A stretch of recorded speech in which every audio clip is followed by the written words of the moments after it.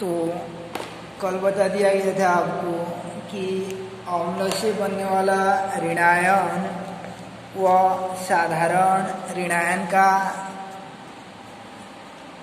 नामकरण कैसे करते हैं और अम्ल से बनने वाला ऋणायन को आइल और एक अम्ल से बनने वाला ऋणायन को ऐड कहते हैं।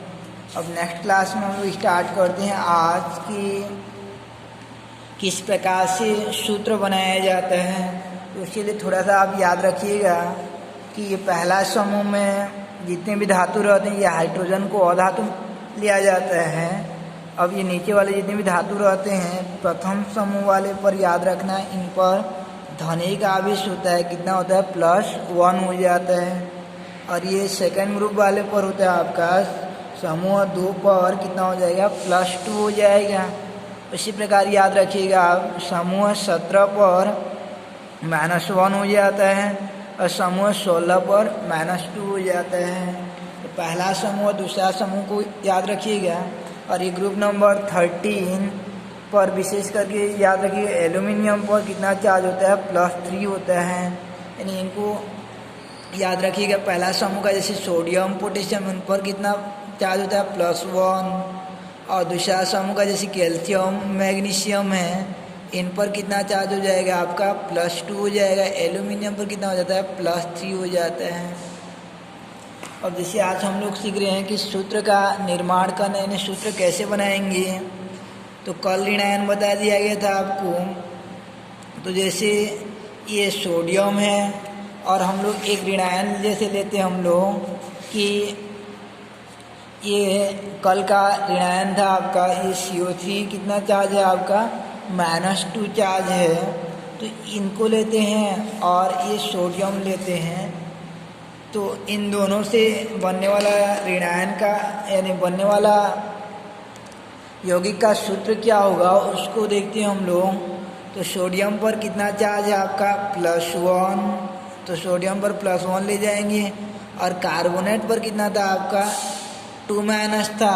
अब सूत्र कैसे बनाएंगे, इस सूत्र बनाने के लिए क्रॉस मल्टीपल कर देते हैं। ये ऊपर में जो 2 दिख रहा है इसको यहाँ ले आते हैं और ये सोडियम के सामने कुछ नहीं है मीन्स 1 है तो इसको यहाँ पे ले आते हैं यानी क्रिया गुणा कर देते हैं।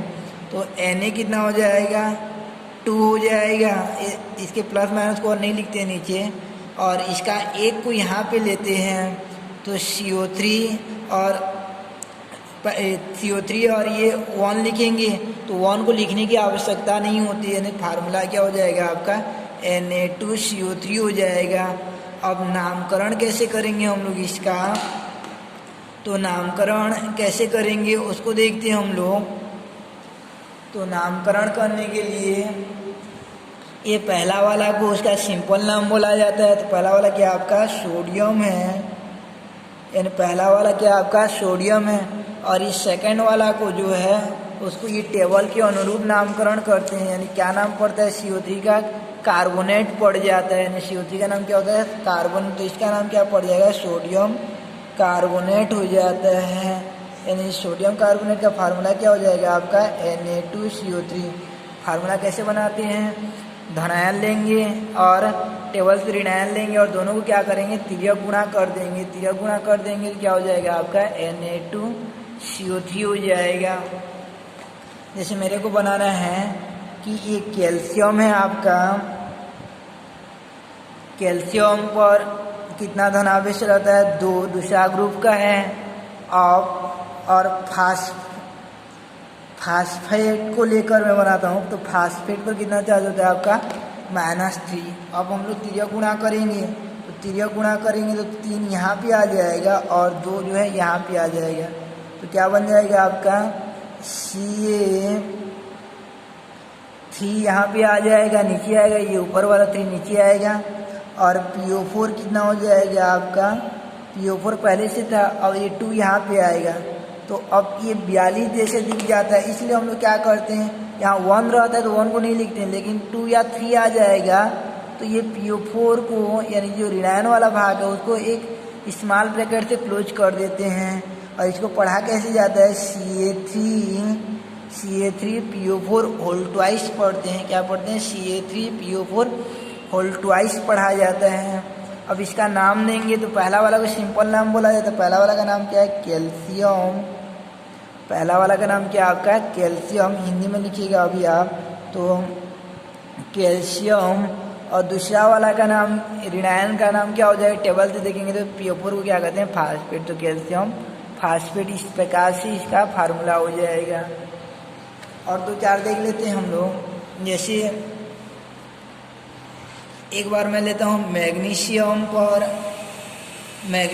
पर और सल्फेट लेकर बनाता हूँ या सल्फाइड लेकर बनाता हूँ SO3 2- तो तिर्यक गुणा करेंगे हम लोग। तो तिर्यक गुणा करते हैं तो कितना आ जाएगा आपका? Mg, ये दो यहाँ पे आएगा Mg2 और ये दो यहाँ पे आ जाएगा यानी SO3 और ये दो यहाँ पे आएगा SO3 तो पहले से था। ब्रैकेट देने की आवश्यकता है कि नहीं है क्योंकि 2 आ रहा है।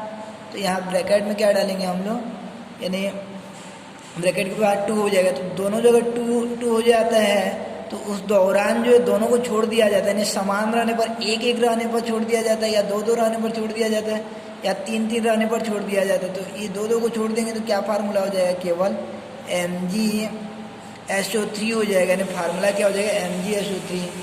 अब इसका नाम क्या हो जाएगा? पहला वाला का मैग्नीशियम बोलेंगे, पहला वाला का सिंपल नेम मैग्नीशियम और दूसरा वाला क्या कहेंगे? सल्फाइड कहते हैं। SO3 को क्या कहते हैं? सल्फाइड कहा जाता है।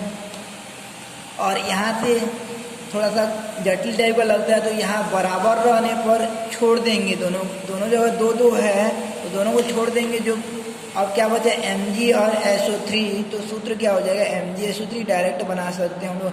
यानी कहने का अर्थ तिर्यक गुणा करने की आवश्यकता नहीं होती उस समय, जबकि प्लस माइनस बराबर रहते हैं, यानी धनावेश ऋणावेश बराबर रहते, तिर्यक गुणा करने की आवश्यकता नहीं है।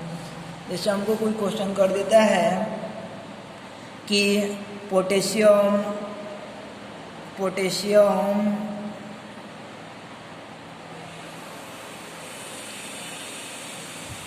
फास्फाइड, पोटेशियम फास्फेट और पोटेशियम फास्फाइड का सूत्र बनाइए बोलता है। तो पहले देखेंगे कैल्शियम कौन से ग्रुप का एलिमेंट्स है। तो कैल्शियम आप लोग पीरियोडिक टेबल याद कर चुके हो, पहले समूह का तत्व रहता है। तो कैल्शियम पर कितना चार्ज होता है आपका? +1। यानी कैल्शियम पर कितना चार्ज होता है? +1 चार्ज होता है। अब टेबल से हम लोग क्या देखेंगे? ये फास्फाइड देखेंगे। तो टेबल से फास्फाइड देखते हैं तो ये फास्फाइड पर कितना था आपका? फास्फाइड पर ये आपका फास्फाइड पर -3 चार्ज है। तो फास्फाइड PO3 3- होता है। तिर्यक गुणा करने की आवश्यकता है, हाँ है, क्योंकि प्लस माइनस बराबर नहीं है। तो 3 यहाँ पे आएगा और इसका 1 यहाँ पे आएगा। तो क्या सूत्र बन जाए? K3PO3 1 को लिखने की आवश्यकता नहीं है। तो कैल्शियम फास्फाइड का क्या सूत्र हो गया आपका? K3PO3 हो गया। अब कैल्शियम फास्फेट का देखते हैं। तो कैल्शियम फास्फेट के कैल्शियम पर कितना हो जाएगा? +1 और फास्फेट पर कितना हो जाएगा? 3- देन तिर्यक गुणा करेंगे तो ये क्या हो जाएगा आपका? तिर्यक गुणा करते हैं तो बन जाएगा आपका K3 और PO4, यानी कैल्शियम फास्फेट का फार्मूला क्या हो जाएगा? K3PO4। अब कैल्शियम फास्फाइड का बनाएंगे? आइड बोला गया तो आइड वाला को भी आपको बता दिया गया था, आइड वाला टेबल। तो ये फास्फाइड पर कितना हो जाता है? ओनली 3- उसमें ऑक्सीजन नहीं रहता है। तो ये K पर कितना हो जाएगा आपका? +1 और फास्फाइड डबल आ गया तो 3- तिर्यक गुणा करेंगे तो क्या हो जाएगा आपका?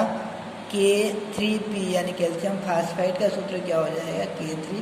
तो इस प्रकार से हम लोग सूत्र बना सकते हैं और उनका नाम को याद कर सकते हैं। तो आई होप आपको नाम और उनका सूत्र बनाना आ जाएगा। ध्यान रखिएगा जिनमें बराबर होता है उनमें तिर्यक गुणा करने की आवश्यकता नहीं है। जैसे एल्यूमिनियम नाइट्राइड का सूत्र बनाएंगे तो एल्यूमिनियम पर -3 और नाइट्राइड पर -3 होता है। तो तिर्यक गुणा करने की आवश्यकता नहीं, उसका फार्मूला ALN हो जाएगा। यानी प्लस माइनस बराबर रहने पर तिर्यक गुणा करना नहीं पड़ता है।